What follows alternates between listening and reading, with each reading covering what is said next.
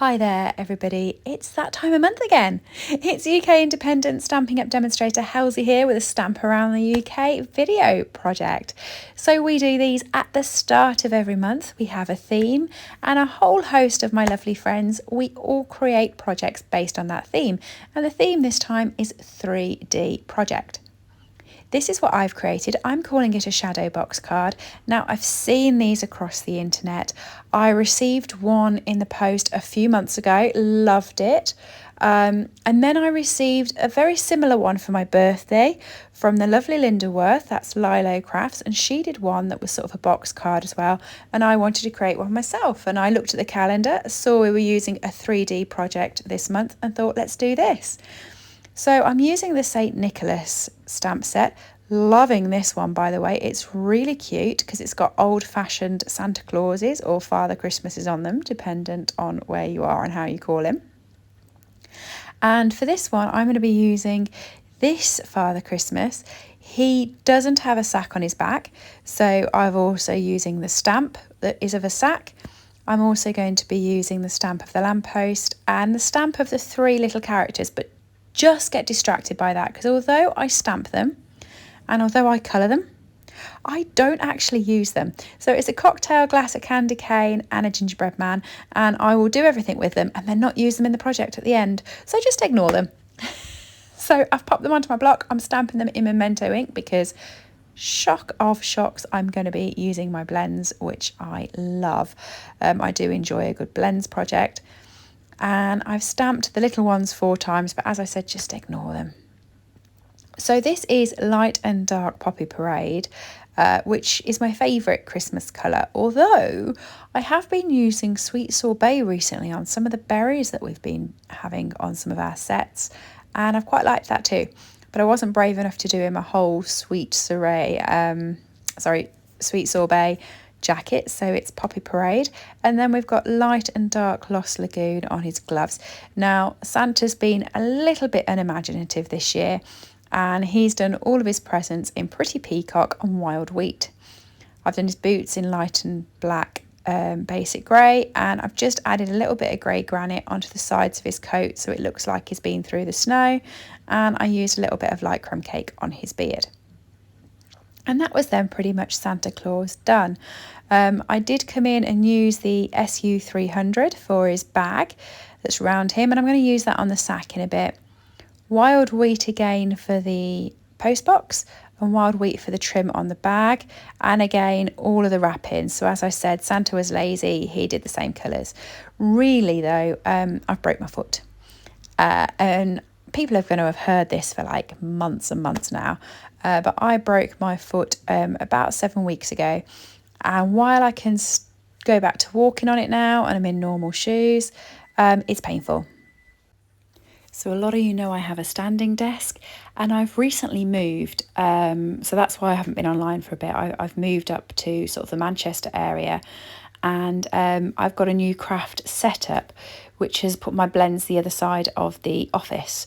So every time I moved to get a blend, I was having to move my foot. It was a bit painful. So Santa's been very unimaginative, and I've only used a couple of blends.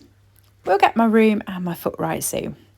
So then I'm just fussy cutting. I've gone a bit off camera while doing that, but I wanted to make sure I cut as close to his jacket as possible. And I'm fussy cutting them all out. Now, fussy cutting for me is quite therapeutic. I enjoy fussy cutting. I know a lot of you don't, but I quite like it.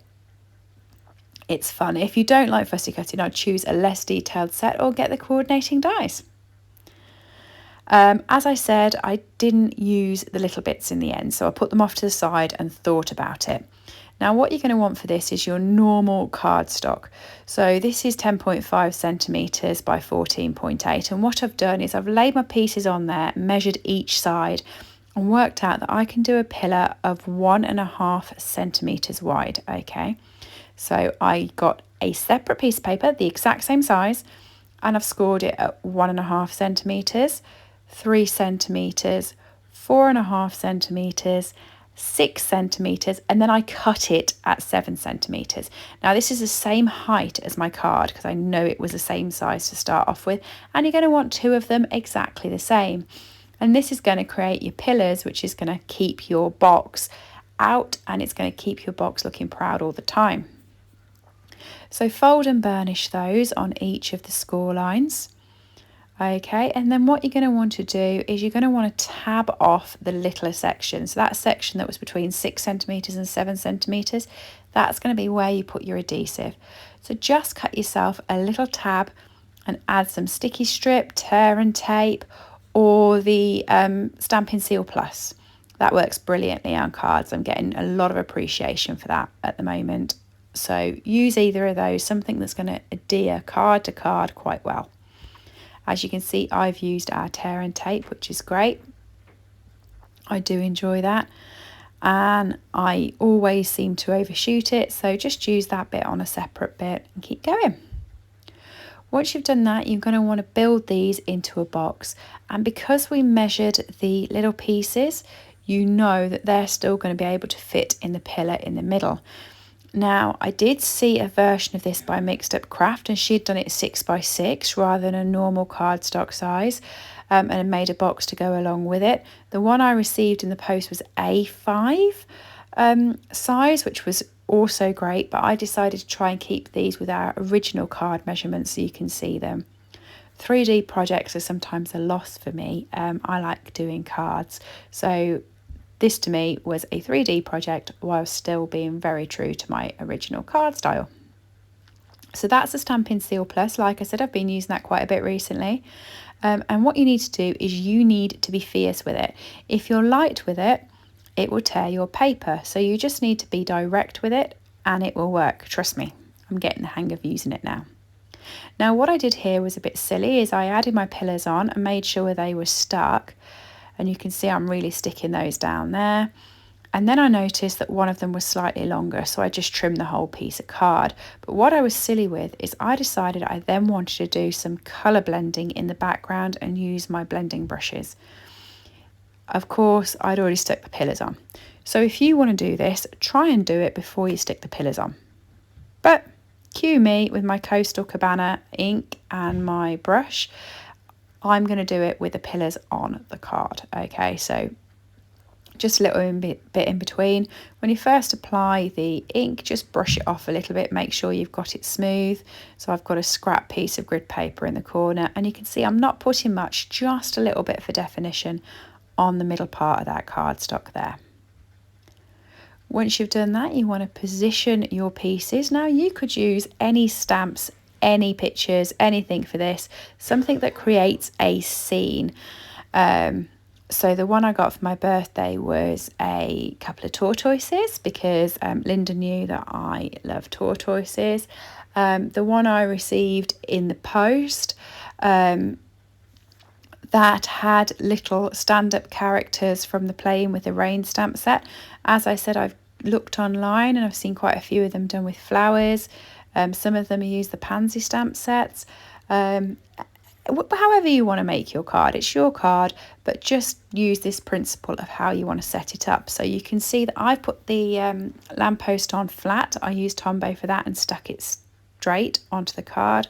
Santa has got one dimensional on, so he's at one level, and then the bag has got two dimensionals on, making it 2 levels, so it stands out even further. So that's very 3D there.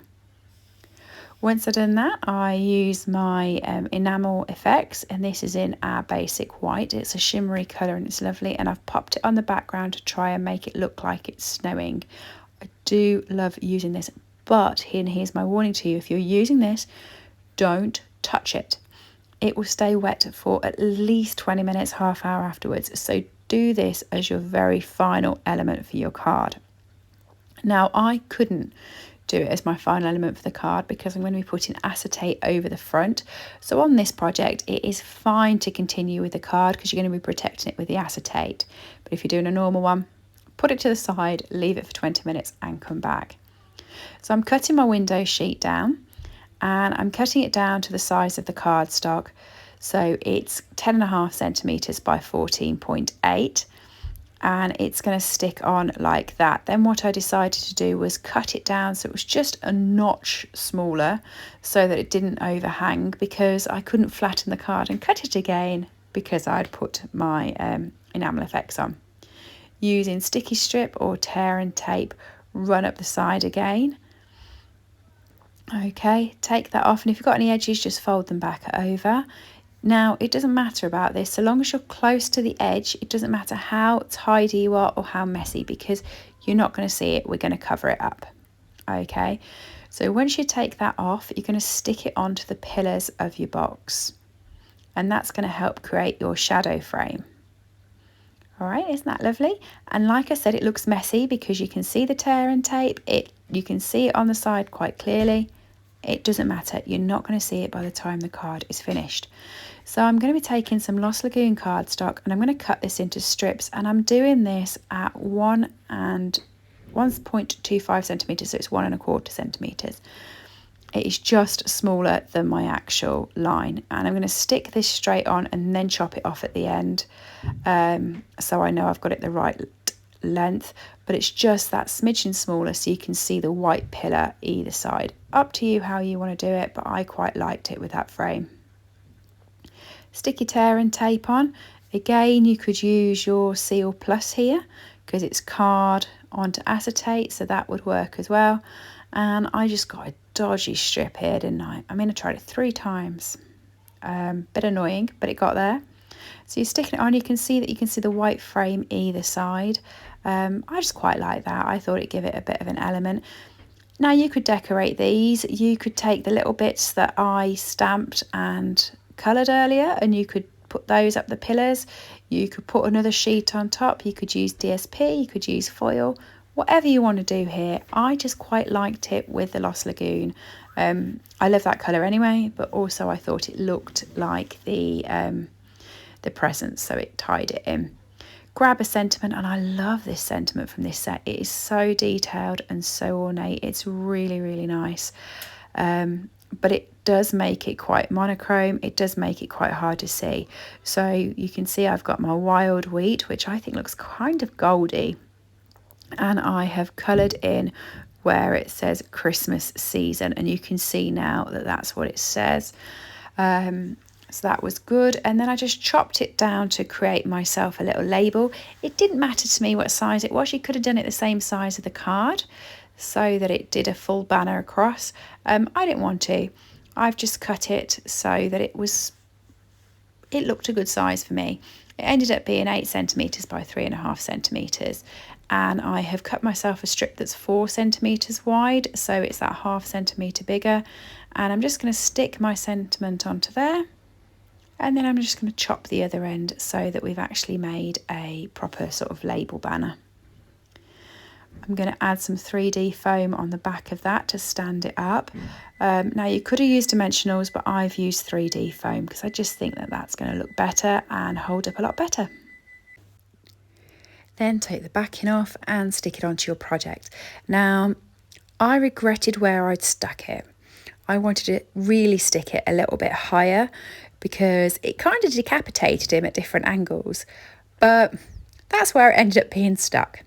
Now, up to you, it does stand up once you've done that, but what I chose to do was cut myself a piece of cardstock that was 10 centimetres wide by 14.5 centimetres, no, that's a lie, by 29 centimetres, and I'd scored it at 14.5.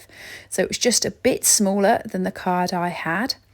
And then you can see there, it's a slight bit smaller. You stick it onto the back and it creates your card where you can write your sentiment, you can write your bits and pieces. I've used Seal Plus to make sure it's definitely stuck.